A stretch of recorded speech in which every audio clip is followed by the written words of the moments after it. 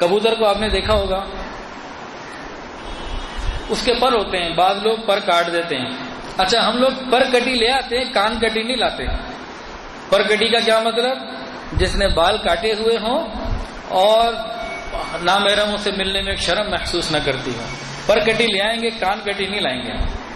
اچھا اس کے بعد کون سی بات شروع کی تھی؟ وہ ہاں کبوتر کے پر، وہاں سے پر کٹی آ گئی تھی۔ کبوتر ہوتا ہے نا، اس کے بعد لوگ پر کاٹ دیتے ہیں۔ اب ظاہری پر کاٹے نا، کبوتر کو تو کچھ نہیں کہا، باقی تو اس کا باطن موجود ہے، لیکن ہم نے دیکھا جس کبوتر کے پر کٹے ہوئے ہوں، بلی کا بچہ بھی اس پہ حملہ کرنے کی کوشش کرتا ہے۔ ابھی تو صرف ظاہر کاٹا ہے، ظاہر کم کیا، لیکن جو باطن اس کی جان ہے وہ خطرے میں آ گئی۔ اور اگر اس کے پر کٹے ہوئے نہ ہو، صحیح ہو، تو بلی بھی سوچتی ہے حملہ کرتے ہوئے۔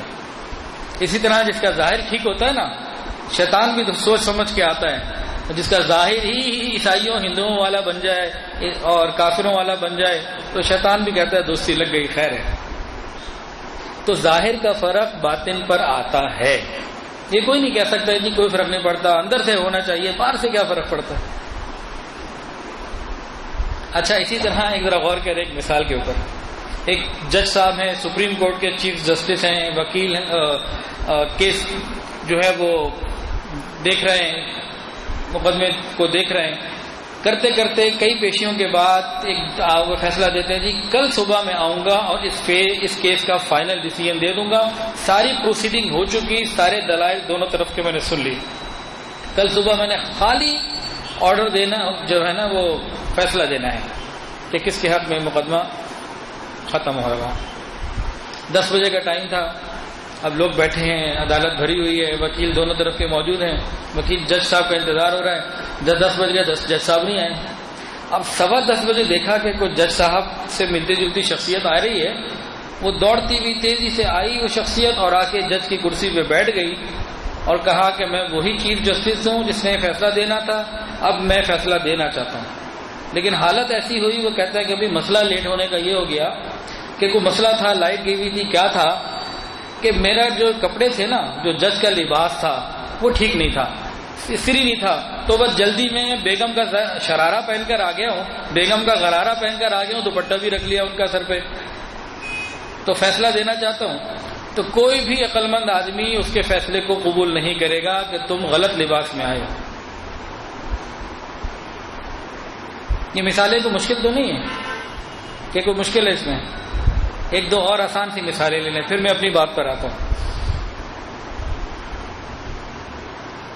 پاکستان کا فوجی ہو اور وہ انڈین وردی میں آئے اور آ کے یہ کہے کہ میں اندر سے بالکل پکا مسلمان ہوں، پکا پاکستانی ہوں، محب وطن ہوں، قسمیں لے لو، میں قسم کھانے کو، حلف لینے کو تیار ہوں، لیکن پاکستان آرمی اس کو قبول کرے گی؟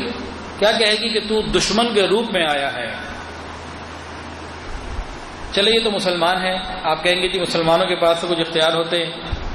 ایک کافر ہے، برٹش آرمی ہے، کافر لوگ ہیں نا، اگر کوئی برٹش آرمی کا فوجی امریکن یا کوئی جرمن یا کوئی اور وردی پہن کر آ جائے تو برٹش آرمی اس کو قبول نہیں کرے گی، اور اگر وہ سزا دینا چاہیں، اس کا کورٹ مارشل کرنا چاہیں یا فوج سے نکالنا چاہیں اور وہ نکال دیں، ہم میں سے کہے گا کہ انہوں نے غلط فیصلہ کیا؟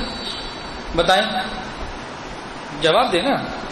ہم سب کہیں گے کافر کو ہم یہ حق دے رہے ہیں کہ وہ اپنی مرضی کا، من مرضی کا لباس اگر پہن کر آ گیا، ہماری مرضی کا نہ پہن کر آیا تو جو چاہے کافر اس کو سزا دے دے۔ کیا اللہ اور اس کے رسول کے ہاں کوئی نظام نہیں لباس کا، ظاہر کا؟